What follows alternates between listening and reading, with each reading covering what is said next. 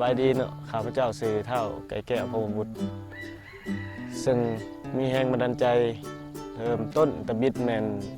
การแนะนำของครอบครัวและเอื้อยเป็นหลักซึ่งมันได้มาเฮ็ดทดลองช่วงตะบิดก็รู้สึกดีรู้สึกว่าการเฮ็ดเกษตรเฮ็ดให้เฮามีความสุขดีตะบิดก็มีแรงบันดาลใจจาก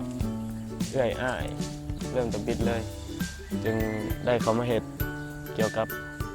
ผักหรือว่าเกษตรอินทรีย์นี่หลังจากนั้นก็เรียนรู้มาเรื่อยๆก็รู้สึกว่า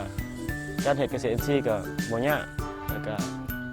บ่ซับซ้อนปานใดการปลูกผักเป็นอาชีพก็ดีบนว่าเฮาสามารถปลูกปลาเมี่ยนแล้วถ้าเทียบกับพวกที่เฮ็ดเวียกตามโครงการถ้าเทียบใส่กันแล้วก็เฮาก็สามารถปลูกแล้วปลาเมี่ยนเฮาสิเบิ่งตอนเช้าตอนแลงใส่พุ่น2ครั้งก็สามารถอยู่ได้แล้วเฮาก็มีเวลาว่างไปหาครอบครัวไปสร้างสรรค์หมู่คู่เฮาก็มีเวลาว่างหลายสิ่งท้าทายข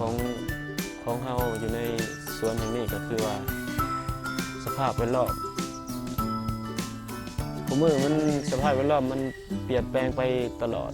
บางมื้อร้อนบางมื้อหนาวบางมื้อฝนตกมันสับสนซึ่งเฮ็ดให้พืชของเราสับสนเลยก็การเจริญโตก็บ่สม่ำเสมอบางครั้งก็แก่ไว้ร้อนหลายดินแห้งเรื่องการทำมือกับสภาพอากาศหรือว่าสภาพแวดล้อมนี่ก็พวกเรายังค่อยๆเรียนรู้ไปแล้วก็ยังบ่สามารถตอบให้ได้ว่าต้องเฮ็ดแบบนี้เนาะเดี๋ยวเราต้องศึกษาไปเรื่อยๆจนกว่าจะรับมือได้แผนในอนาคตของเราของตัวข้าพเจ้าเองเนาะโดยส่วนตัวก็คือว่าอยากเฮ็ดกสิกรรมอินทรีย์ต่อไปเรื่อยๆแล้วก็อยากมีการเลี้ยงสัตว์ผสมผสานนำเพื่อที่บ่ได้ซื้อจากคนอื่นจากให้มันอยู่ในสวนของเรามีหลายอย่างที่มันครบบ่ครบก็ค่อนข้างครบนิดนึงสำหรับวัยหนุ่มผู้ใดที่สนใจอยากเฮ็ดเกษตรเนาะหรือรวมถึงการปลูกพืชและเลี้ยงสัตว์เนาะเฮาอยากให้ลองเฮ็ดน้อยๆก่อนจึงค่อยใหญ่ๆขึ้นหรือว่าบ่ทันมีความรู้เกี่ยวกับตัวนี้แล้วก็เฮาสามารถแนะนำได้เนาะสำหรับผู้ที่นักศึกษาที่จบใหม่หรือว่าผู้ที่บ่มีความรู้เรื่องอื่นบ่มีเวียกเฮ็ดว่างงานก็สามารถเฮ็ดตัวนี้ได้หรือว่าสิสร้างศึกษาแล้วก็เฮ็ดเป็นอาชีพ